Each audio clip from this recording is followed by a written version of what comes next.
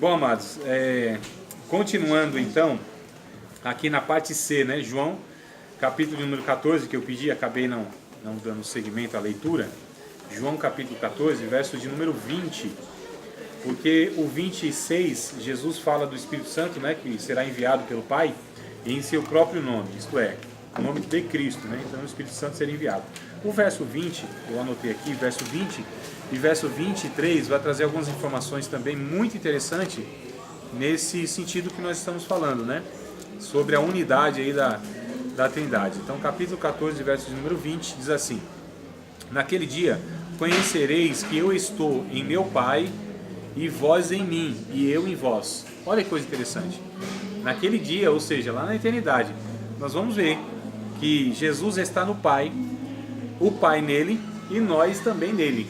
Então haverá aqui uma unidade plena, né? Aqui, verso 21, 23, diz assim: Jesus respondeu e disse-lhe: se alguém me ama, guardará minha palavra, e meu Pai o amará, e viremos para ele e faremos nele morada. Olha aqui outro aspecto de unidade composta, né? Então, no vídeo aqui, quando ele fala, né, naquele dia conhecereis que eu e em meu Pai, e vós em mim e eu em vós. Que aí seria eu em vós, seria a parte do Espírito Santo em nós. Não, o que Jesus está dizendo, Ricardo, é o seguinte, e o Apocalipse vai falar isso lá no finalzinho de Apocalipse, que Deus habitará no meio do seu povo, né? E de fato nós seremos essa comunidade, no sentido estreito da palavra.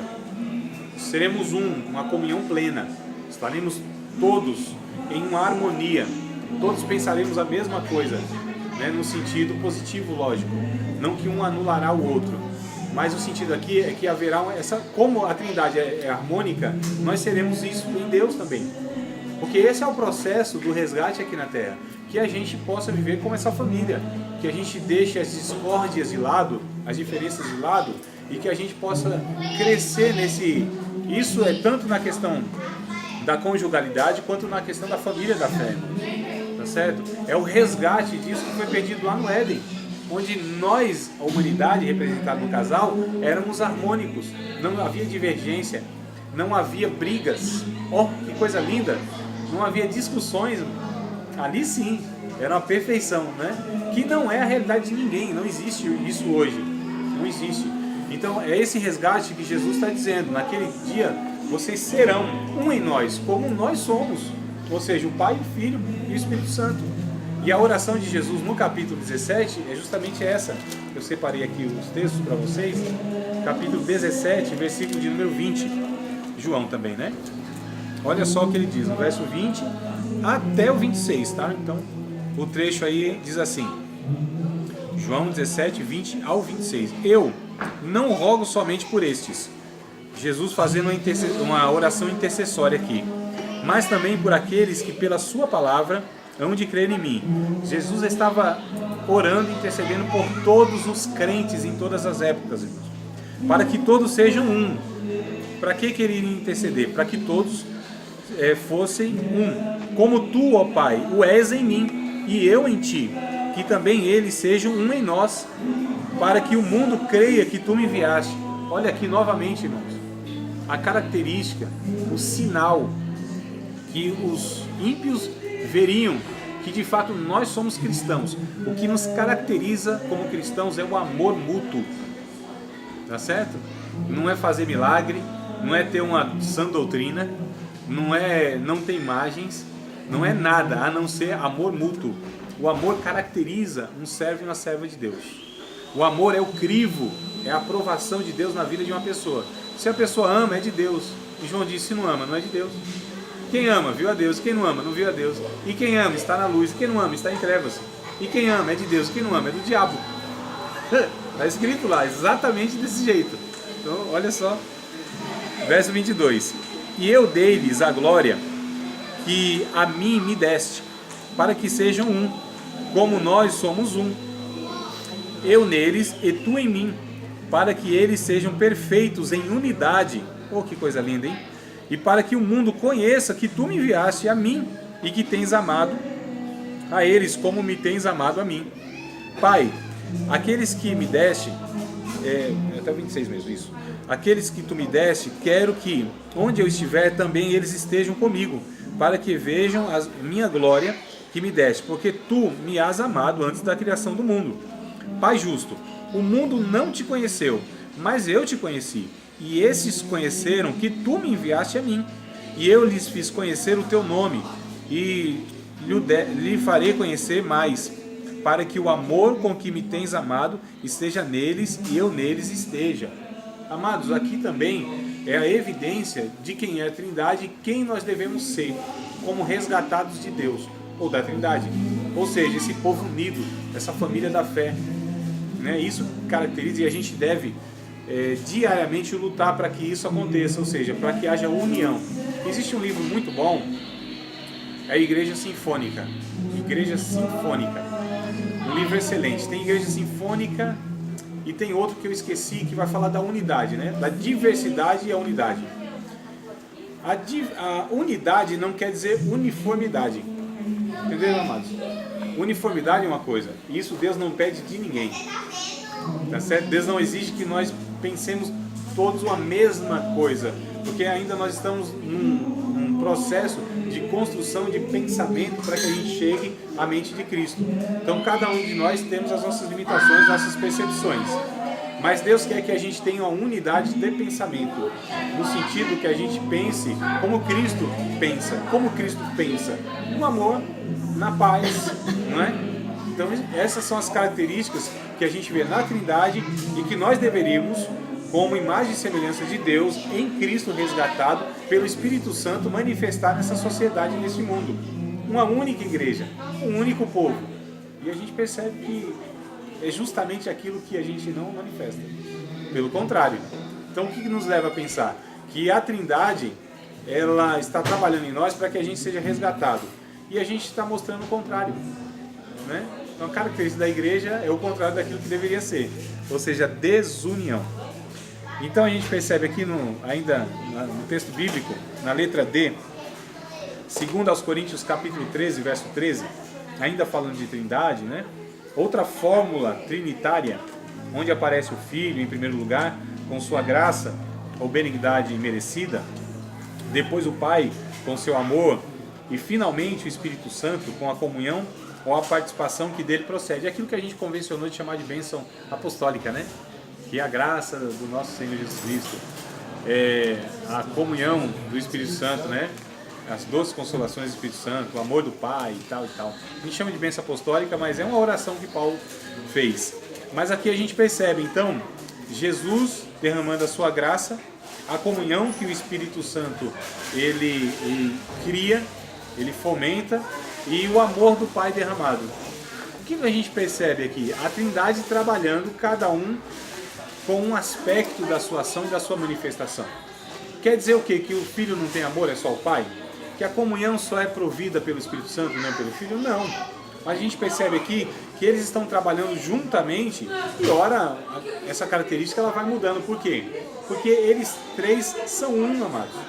Não tem como um manifestar aquilo que o outro não manifesta. Todos manifestam a mesma coisa. Só que historicamente, turisticamente, é mostrado um e o outro manifestando, mas são sempre os três. Todas as vezes que um fizer alguma coisa é porque os três combinaram em fazer. Tá certo? Todas as vezes que um fala alguma coisa é na autoridade dos outros dois também. Todas as vezes que um se sacrifica é porque os três estão se sacrificando. Todas as vezes que um decide realizar alguma coisa é porque os três decidiram juntos. É que um só está manifestando naquela ocasião. Historicamente na Escritura, mas na eternidade tudo é feito pelos três, em comum acordo, sem discordância nenhuma, né? Então a gente percebe que esse Deus ele é complexo demais, mas ele ao mesmo tempo é belo demais. E tudo que é belo foge do racional e vai para o abstrato, para o poético, para o surreal, para aquilo que foge de tudo que a gente conhece aqui, né? E é Deus. É esse Deus que a gente está falando, e é essa Trindade que a gente está falando. Letra E, a 1 Pedro, a carta, no capítulo 1, né, verso de número 1, também. Então vamos lá para 1 Pedro, lá no finalzinho da Bíblia. 1 Pedro, capítulo de número 1, versos de número 1 e versos de número 2. Aleluia! As crianças manifestam a glória da Trindade pela alegria. Verso 1, verso número 2. Pedro, apóstolo de Jesus Cristo. Acharam aí? Pedro, apóstolo de Jesus Cristo, aos estrangeiros dispersos no Ponto, Galácia, Capadócia, Ásia e Bitínia, eleitos segundo a presciência de Deus Pai, em santificação do Espírito, para a obediência e a aspersão do sangue de Jesus Cristo, graça e paz vos sejam multiplicadas. Olha a Trindade aqui de novo, né? Então olha só, a presciência do Pai, a santificação do Espírito e a aspersão do sangue de Jesus. A Trindade novamente aqui explícita. Então Pedro fala aos escolhidos que foram eleitos segundo a presciência do Pai, santificado pelo Espírito e aspergido com o sangue de Jesus Cristo. Amados, então muitos versículos desde semana passada para cá nós estamos lendo que mostra claramente a Trindade agindo em comum acordo, né? Ora manifesta em um, ora manifesta em outro, mas muitas vezes aqui os três aparecem na Escritura agindo, mas todas as vezes que aparece um, sempre são os três que estão, ou os outros dois por trás que estão também agindo. A Trindade não decide nada junto, não faz nada junto. O Filho não é independente do Pai, nem o Pai do Filho, nem o Filho do Espírito Santo, e nem o Espírito Santo do Pai. Ninguém é independente, eles são Deus. E Deus justamente não são, né? É as três pessoas. Não. Não. E um só não, eles são três pessoas distintas. Só que a natureza, a substância, a essência é a mesma, né? A onipotência, a onisciência, a onipresença, a onividência, o Pai tem, o Filho tem e o Espírito Santo tem. Então não teria como ser uma outra natureza, porque seriam deuses, e não são deuses, é Deus. Só que esse Deus, ele é manifestado em três pessoas distintas, coeternas, coiguais, co-suficiente, autoexistente na verdade, né? Então Pai, o Filho e o Espírito Santo. É muito complicado porque não existe isso em outro lugar, nem em outra religião, nem em outro relato. Diga lá. O que seria que o Pedro disse ao falar? Pedro fala dos escolhidos. Quem seriam esses escolhidos? Os escolhidos? Todos aqueles são salvos, que estão em Cristo. Eles são os escolhidos. Todos que estão em Cristo são escolhidos. Todos que estão em Cristo são predestinados. Todos que estão em Cristo são salvos.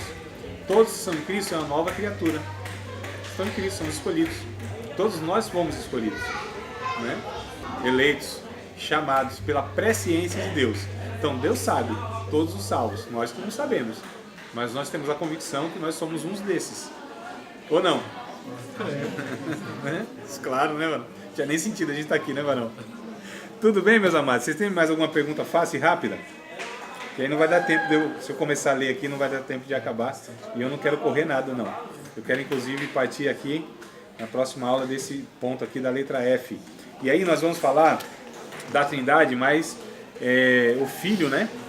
O Filho aí, mais especificamente, eu vou pontuar rapidinho, que nós tivemos a matéria chamada de Cristologia. E as objeções que tem, principalmente a Testemunha de Jeová, que não acredita na Trindade, mas é um negócio muito sério não acreditar na Trindade, né? E aí a gente vai depois falar inclusive também do Espírito Santo, de uma forma muito pontual, mas sempre convergindo para a Trindade, embora nós estudamos eles separadamente, né? Porque são pessoas separadas, mas a gente estuda todos eles e a gente vai percebendo no estudo que o que um tem o outro tem, o que um é o outro é, não tem diferença. Mas como são três pessoas, então a gente é possível aí dividir o estudo. Tudo bem, amados? Alguma pergunta fácil e rápida? Não? Então tudo bem, nós continuamos qualquer coisa aí virtualmente, espero que seja virtual.